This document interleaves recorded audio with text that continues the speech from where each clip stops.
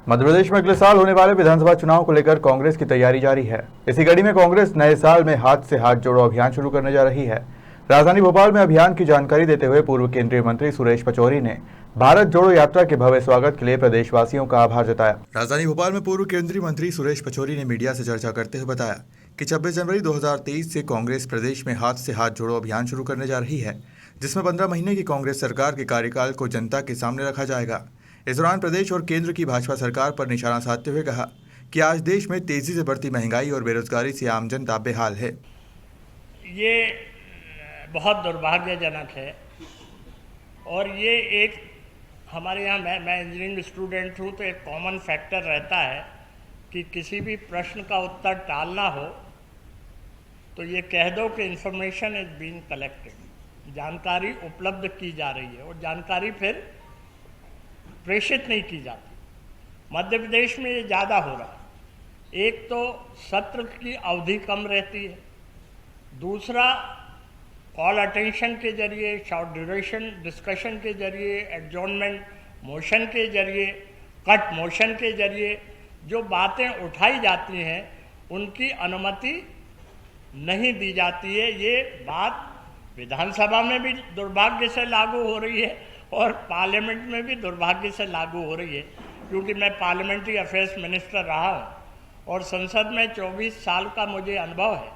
पहले ऐसा नहीं होता था। अब जो है संसद में जो ऐसी समस्याएं हैं जिससे आम जनता परेशान है, जो देश हित में चर्चा करने वाले मुद्दे हैं, उनकी परमिशन दुर्भाग्य से ना तो सदन में मिल पा रही है ना विधानसभा में हो पा रही है। लेकिन फिर इसका उपाय क्या है? जो मैंने कहा कि आखिर भारत जोड़ो यात्रा की ज़रूरत क्यों पड़ी? जब सदन में मामला नहीं उठाने दिया जा रहा है तो सड़क पे उठाने दिया जाए। जब सड़क पर परमिशन नहीं हो रही है पब्लिक दूँ, उससे पहले मैं राहुल गांधी जी कहाँ कहाँ गए उसका जिक्र करना चाहूँगा।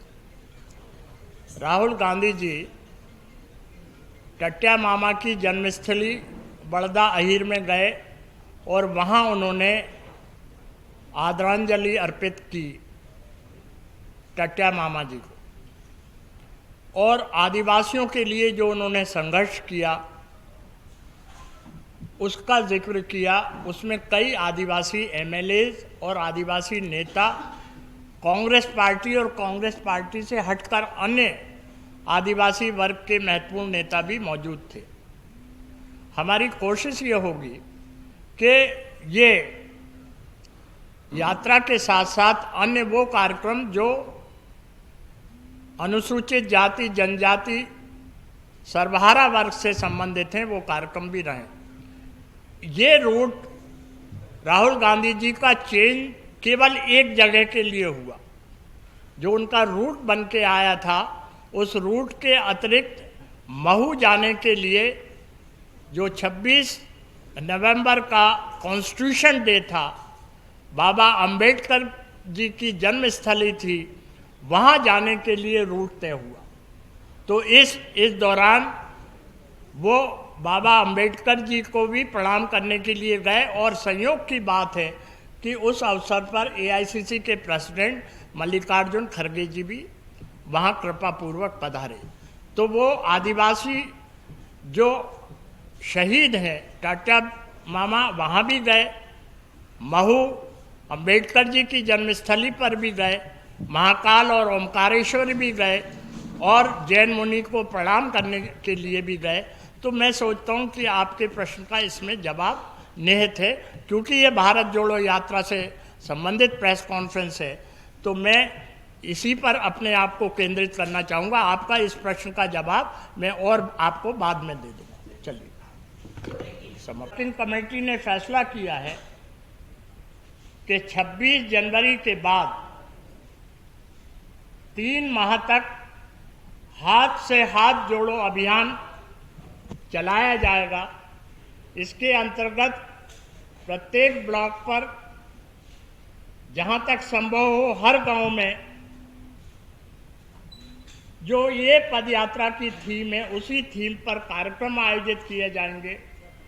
इस दौरान केंद्र सरकार की जो असफलता हुई, वादा खिलाफी हुई। मैं उन क्या क्या वादा खिलाफी हुई विस्तार से नहीं जाना चाहता हूँ, आप जानते हैं। फिर भी मैं एक संक्षिप्त नोट इसका आपको वितरित कर दूंगा।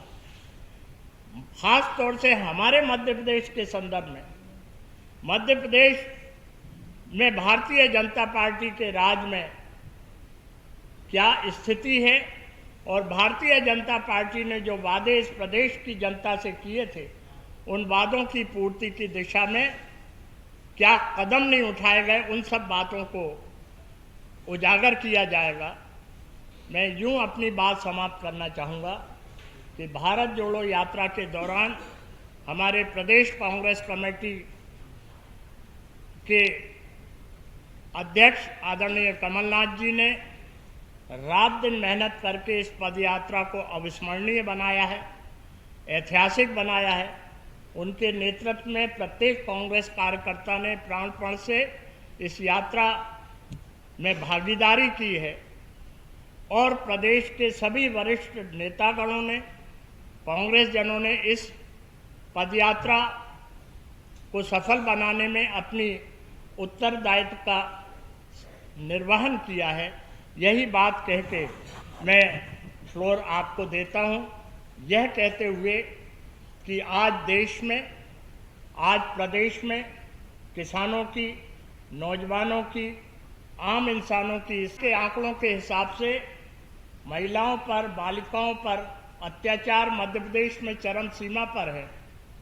शिशु मृत्यु दर, मातृ मृत्यु दर देश में सर्वाधिक मध्य प्रदेश में। अब प्रश्न आता है कि मध्य प्रदेश में भारत जोड़ो यात्रा के जो 12 दिन रहे, उसमें क्या हुआ। मैं बताना चाहता हूं कि 23 नवंबर को मध्य प्रदेश में बुरहानपुर से भारत जोड़ो यात्रा का प्रवेश हुआ। सुबह 6 बजे से पदयात्रा राहुल गांधी जी की प्रारंभ हो जाती थी और लगभग 25 किलोमीटर की पदयात्रा प्रतिदिन होती थी। इस पदयात्रा के दौरान वो विभिन्न लोगों से वार्तालाप करते थे, चाहे वो समाज सेवी हों, चाहे लेखक हों, चाहे साहित्यकार हों, चाहे अन्य राजनीतिक दल के लोग। मध्य प्रदेश में राजगोपाल जी भी आए। अब अन्य समाज सेवी भी अन्य अन्य स्थानों पर इस पदयात्रा में आए। तो ये कहना उचित नहीं होगा कि ये पदयात्रा कांग्रेस की पदयात्रा थी, बल्कि ये पदयात्रा जन आंदोलन से जुड़े हुए लोगों की भी थी, उन भारतवासियों की थी जो देश में संविधान की रक्षा के पक्षधर हैं, समरसता के पक्षधर हैं, सर्वधर्म समभाव के पक्षधर हैं। प्रश्न ये उठता है कि अब इस पदयात्रा के बाद क्या हो।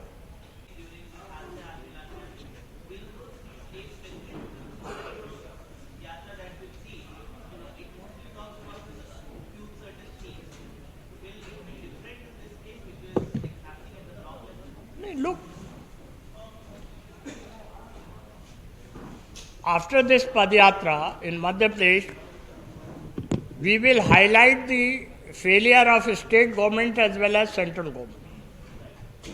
We will highlight all those issues in which BJP government failed and did not fulfill the promises which were made at the time of assembly and parliament election. It includes everything, starting from economic condition, social condition, and other condition of the country. Okay. Thank you. दूसरे floor का भोजन के लिए आमंत्रित है। सम्मानित पत्रकार साथियों, सबसे पहले तो मैं आपका विनम्रता पूर्वक अभिनंदन करता हूं, अभिवादन करता हूं।